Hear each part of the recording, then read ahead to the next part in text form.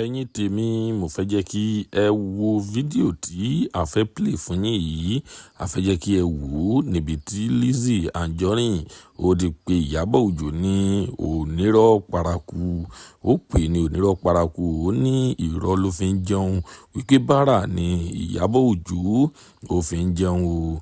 Ẹ farabalẹ̀ kí ẹ wo fídíò yìí láti bẹ̀rẹ̀ títí dé ìparí, torí wípé ọ̀rọ̀ pọ̀ nínú ìwé kọ́bọ̀ ó ti yá.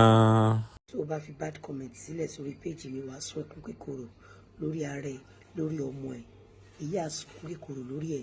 Tó o bá fi bad comment sílẹ̀ lórí péjì mi, mo mọ nǹkan tí mo sọ. Guys, ẹ wo fídíò yìí, ẹ wo iṣẹ́ tí Ìyábọ̀ Òjó ń ṣe jẹun.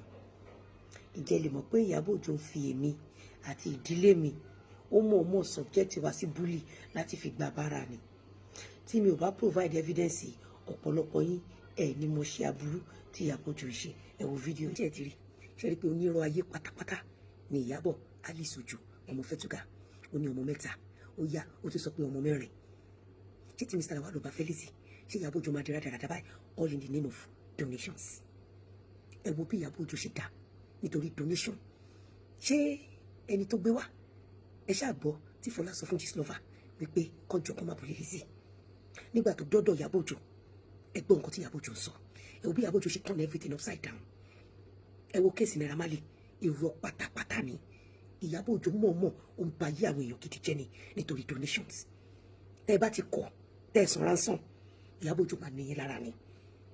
Ẹ wo fídíò, ẹ wo fídíò lọ́mọ 3, ó ti lọ́mọ 4. Ẹ bá mi bí pé kí ló kàn án nínú ọ̀rọ̀ ìdílé mi àtẹni tí Lizzy fẹ́. Ẹ bá mi bèèrè lọ́wọ́ Ìyábọ̀ pé kí ló kàn án ṣubú. Ẹ bèèrè lọ́wọ́ ẹ. Ẹ wo iṣẹ́ tó ń ṣe. Ìyábọ̀ lọ́wọ́ àìṣe ṣe. Ọwọ́ ẹ ti tàn ẹ jẹ.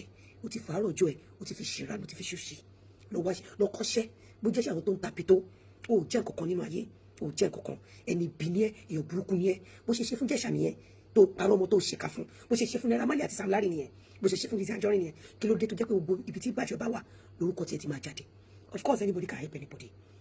Anybody can help anybody, but not bringing another person down. Fọlá lápá, ó lójú, ó lẹ́sẹ̀. I've said it many times. Obìnrin ni Fọlá. Ṣé ẹ ti wo fídíò yìí láti bẹ̀rẹ̀ títí dé ìparí? Ẹ ti wo bí arábìnrin tí a ń pè ní Lizzy Anjorin bí ó ṣe bú Ìyábọ̀ Òjó, tí ó sọ wípé onírọ́ ayé àtọ̀run ni.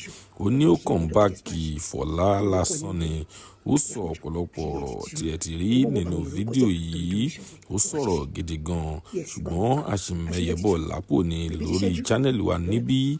Ẹ fi ara balẹ̀, a ó tún máa mú púpọ̀ wá fún yín lórí àwọn ọ̀rọ̀ Ìyábọ̀ Òjó àti Lizzy Anjorin. Ó ti yá. Tó bá jẹ́ ìgbà àkọ́kọ́ tí ẹ ń wo fídíò wa nìyí, ẹ jọ̀wọ́ ẹ tẹ subscribe button láti máa rí púpọ̀ lára àwọn fídíò wa wò. Ire lójú gbogbo ọmọ rẹ̀ ó tún dọjọ́ mi ọjọ́ rẹ̀ ó dìgbà.